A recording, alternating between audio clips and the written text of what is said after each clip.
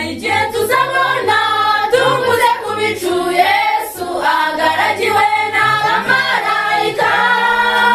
Mbega umunsi uzaba unejeje cyane, twishimye tubonye uwaducungura.